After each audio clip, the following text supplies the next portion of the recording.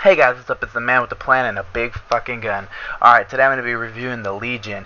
It has a beautiful red tint to the gun, so that tells you what is it? Yes, it's the second demonic release. The Legion compares commonly to the M134 minigun, which can only be obtained by specialists. But this gun, as you can see, I'm carrying it with a specialist, which is Raven, but the cool thing about this gun is you don't even need a specialist to carry this gun. Now this gun actually might mark to the top highest fire rate in the game, marking at 100 fire rate, which is crazy for any gun to even think about having. Alright, so this gun, two cool features about it is the second gun in Combat Arms to be a demonic, and the second to have the words Combat Arms written on the side of it. Ooh, sorry, hiccup. The gun, I'm going to go straight into its stats because they're pretty crazy. It actually holds the most ammo of any gun in the game. Alright, the NX cost, or where you can get it out of, is you can get it out of the supply crate Mist In, which costs 2,000 NX. Anywhere ranging, you have to get this gun, so, or the Mist Papa. So you're going to want to keep trying, so you put in 2,000 just for the supply crate, but you're going to keep trying and trying until you get that gun. So it could cost anywhere from 2,000 NX to however many times it takes you to get it. Now, anyone can use this gun. It's not restricted by rank or anything like that. Another way to get the gun is if they do an event like they had lately. The gun has a featured belt-fed gun, which means, you know, it can have that that higher fire rate with the belt-fed gun that goes through it, and it means more ammo can be put into a shot out because it's not controlled by a clip. Now the ammo capacity, it has no ammo left over because you're getting all 500 bullets in one try. Alright, so the stats of the gun: you have a damage of 34, a portability of 10, which is horrific, and I will get to that in a little bit. Rate of fire of 100, and I will get to that in a little bit as well. Accuracy of 55, and a recoil of 90, which I'll get to in a little bit. Now, like I said, this gun is in the same series as the Andromalius, the Azazel, and the Orthus. Now, the only gun I got left to review after this, that's the demonic, is the Orthus, so you guys are going to have to stay with this. But the accuracy, or the recoil of this gun is awful. Like I said, as you see, when I start shooting the gun has all different bounces. Like how your gun, when you shoot it and you spray it, the bounce of the recoil, it's not even a left to right motion, it's not an up to down motion, it's an everywhere motion, which is crazy for any gun like this. Not only does this gun have a horrific recoil, but it has an amazing fire rate. You see all these bullet holes on the wall. You probably heard my brother running by. He needs to shut up so I can do this. But you see all those bullet holes on the wall. That is all the bullets it shoots. This gun has a fire rate of 100, which is why it's commonly used in many fire team maps, because it gets you those more points for every time you hit the target. More bullets you put out, and the quicker you put out the bullets, the more points you're going to get. So you get that higher on the list, the more GP and EXP you get. Alright, so as for something else I want to point out, the portability of the gun. Literally, if you use this gun on, I think it's Blood Money, and you go open the vault and get the highest amount of gold you can get and have like Hauser or a heavy vest, you will literally move. Like, you will literally almost not even move. You'll inch away, and it will take you over 5 minutes to actually, it'll take you a long time, even if there's no one in the way, to get to where you want. Now you see how this gun sprays like crazy. It is perfect for entering rooms like Death Room and just going in and taking out multiple enemies. And I just hit my fist like I was slaughtering someone. I don't know why I did that.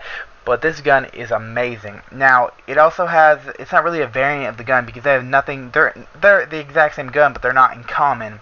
Now, compared to its standard, I mean, I don't know how to explain it, but the M134 minigun, which only can be obtained if you're a specialist, so you're already paying 3,200 GP for 1 day for this M134 minigun, and for 90 days 42,000 GP.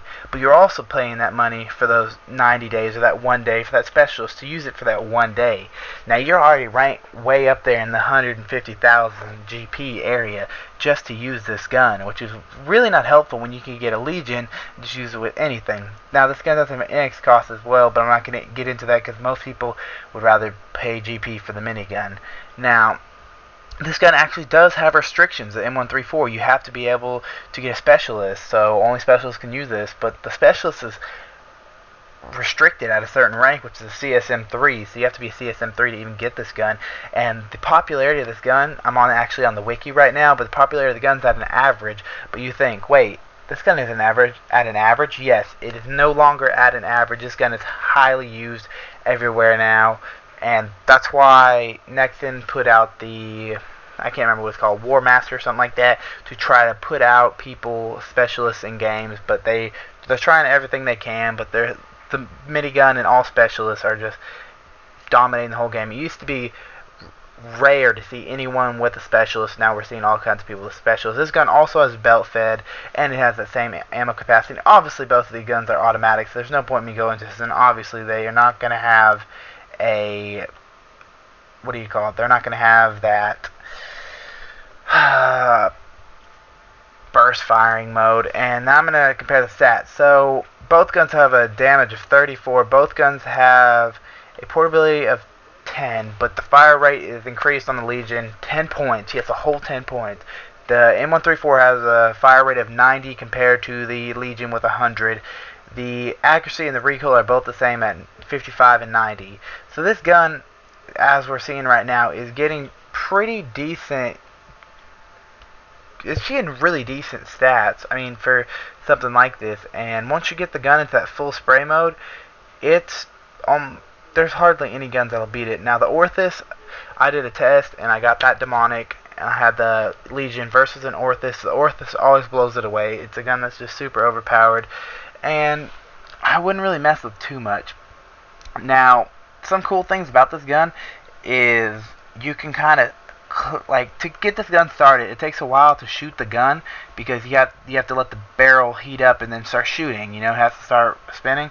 If you just like click your mouse slowly, you'll get the gun started up, and you can maybe increase the time it takes to fire. Now that's one of the other problems. It takes time to fire this gun. You can't just see someone and shoot. You have to be kind of knowing about your surroundings. That's part of your tactics. You have to know. So the gun overall, I would recommend to use if you get the chance because it's a fun gun to use, but I would not recommend it to use anytime you're playing a game because the gun isn't helpful enough to do something like that. The drawing animation of the gun is very, very, very, very slow. The reload, if you're on a fire team and you get one of those packs to reload your miniguns, it is also very slow, just like the minigun. I think they have the exact same draw speed and reload speed. And the running animation is very slow, but that's all I got for you guys. Have a nice day. I'll see you in the next video. Like, comment, subscribe. Peace out.